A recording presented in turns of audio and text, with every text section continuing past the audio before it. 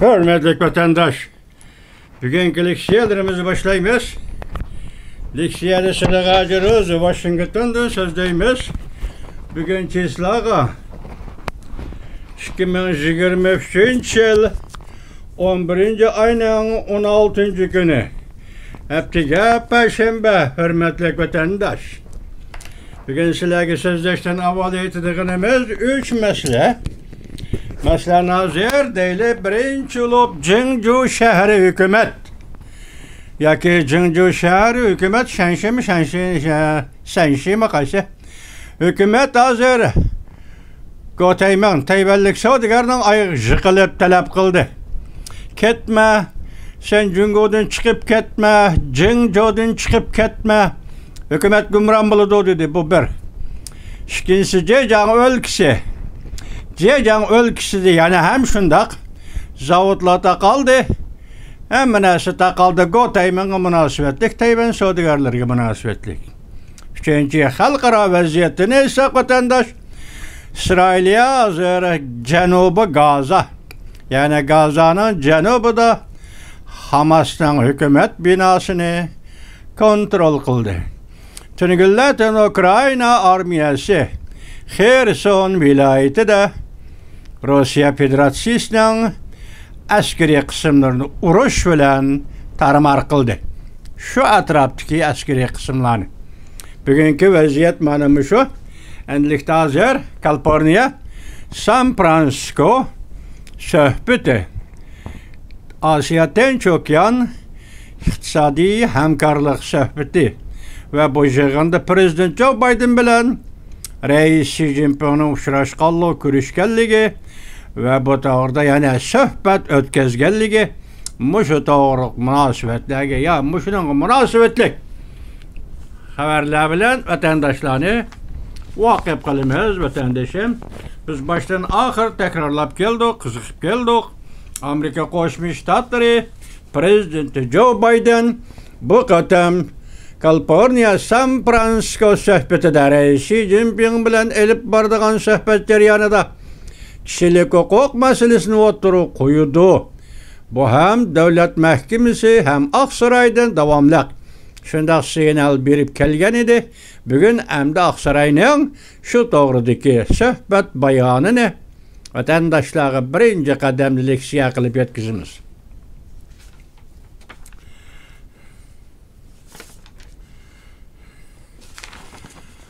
Mozamındak Aksaray Prezident Joe Biden Reis Xi Jinping'in aldığı Jungo'da kişilik hukuka dikkat kılıdığallığını Reis Xi Jinping'in aldığı koydu.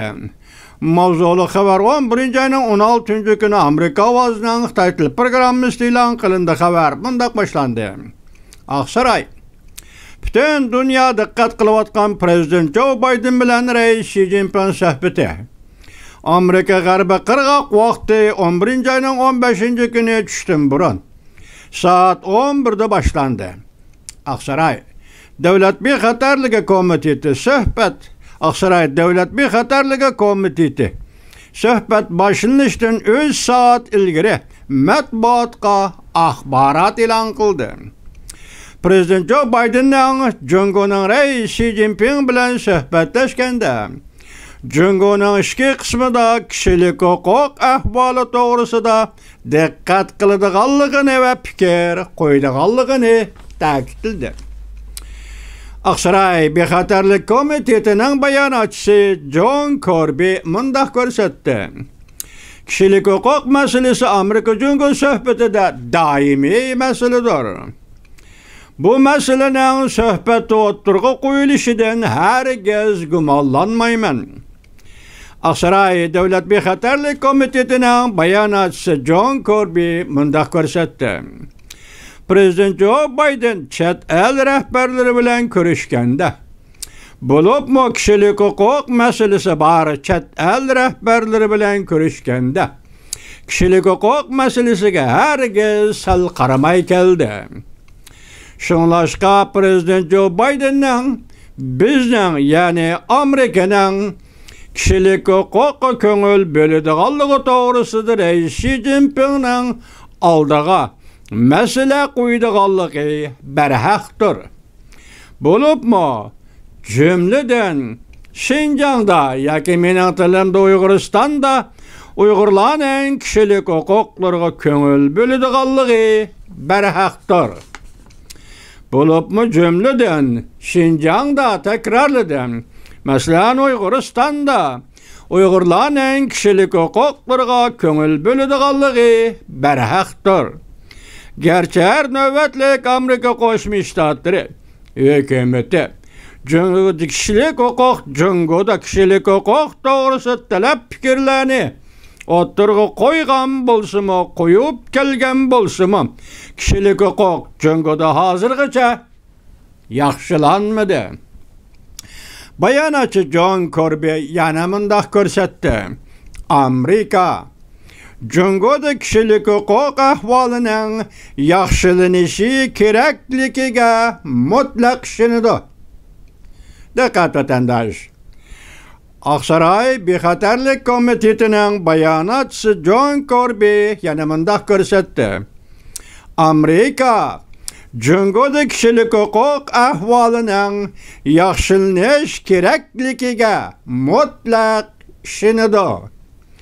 Bu adamlar, yani Xitoy hukmronligi ostida xo'rlangan Uyg'ur milleti, Tibet milletidagi adamlar, bu cümleni men qo'shdim. Başta bu adamlar deyilgan John Kirby'ning og'zida bu adamlar dunyodagi boshqa adamlarga o'xshash fuqarolar huquqidan bahramand bo'la oladi va kishilik huquqdan bahramand bo'la oladi. Belki Amerika'nın bundaq bahramand bo'lishlarini ko'rishini umid qiladigan umidlari hargiz ajizlab qolmaydi. Shundaqmi vatandoshim, qarab turing, bu jumladagi so'zlarga fuqarolar huquqi, ondan kishilik huquq. İkisi bir yerda bir ma'noda kelsa-mu, lekin bu yerda fuqarolar huquqining tilga elinishi ayni chog'da 1998-yil 3-oyda Cumhuriyet Halk Cumhuriyeti'nin Birleşken Devletler Teşkilatı'da turuşluq, daimi turuşluq vekili Çinhuasın. Kishilik huquq xitobnomasining tarkibiy qismi 2 büyük qonunga imzo qo'ygan edi. Buning birisi fuqarolar huquqi va siyosiy huquq xalqaro ahdnomasi. Birinchi bobi kirish so'zi her qandaq millat ve xalqlarning o'z taqdirini o'zi belgilash huquqi bor. Buning Jungo hukumati boshda aytgandek imzo qo'ygan edi. Bugun Oqsaroy bexatarlik komitetining bayonotchisi John Kirby buni mundaq tilga oldi, eg'izga oldi. Fuqarolar huquqidan dunyodagi boshqa odamlarga o'xshash fuqarolar huquqidan bahramand bo'la oladi va kishilik huquqdan bahramand bo'la oladi. Balki deydi bayonotchi John Kirby, Amerikaning bundaq bahramand bo'lishlarini ko'rishini umid qiladigan umidlari hargiz ojizlab qolmaydi. Shundaqmi vatandoshim, mana vaqtim suhbatda Kaliforniya San Fransiskoda Amerika Qo'shma Shtatlarining prezidenti Joe Biden Rais Xi Jinpingning oldiga qo'yadigan masalalar. Bugun buningga qo'shilgan yana bir jumla fuqarolar huquqidan dunyodagi millatlarga o'xshash bahramand bo'lishi kerak.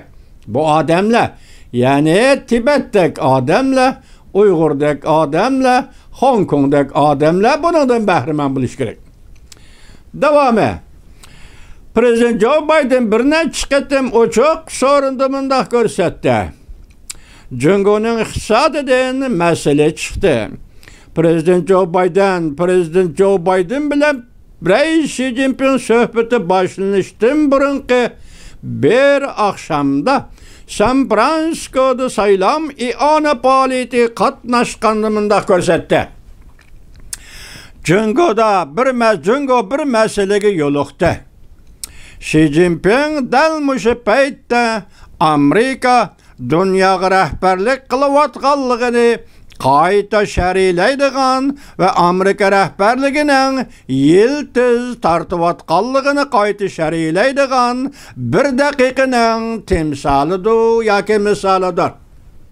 Rais Xi Jinpingning Kaliforniyaga kelishi, diqqat vatandoshim, Jungo bir masalaga yo'liqdi. Prezident Joe Biden mundaq ko'rsatdi Kaliforniyadagi bir faoliyatda. Jungo bir masalaga yo'liqdi.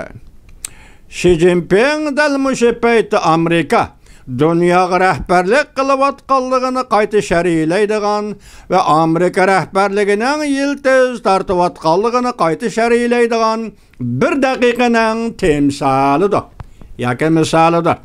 Amerika ovozi muxbiri Aqsaroy bexatarlik komiteti bayonotchisi John Kirbyga mundaq savol qo'ydi. Prezident Joe Biden Jungoda iqtisod qiyinchiligini musharavishda Rais Xi Jinpingning oldiga qo'yamda. Bayonotchi John Kirby mundaq javob berdi.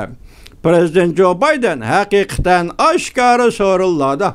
Ochiqroq, oq ko'ngillik bilan Jungo iqtisodi duch kelgan xiristlar to'g'risi to'xtaldi.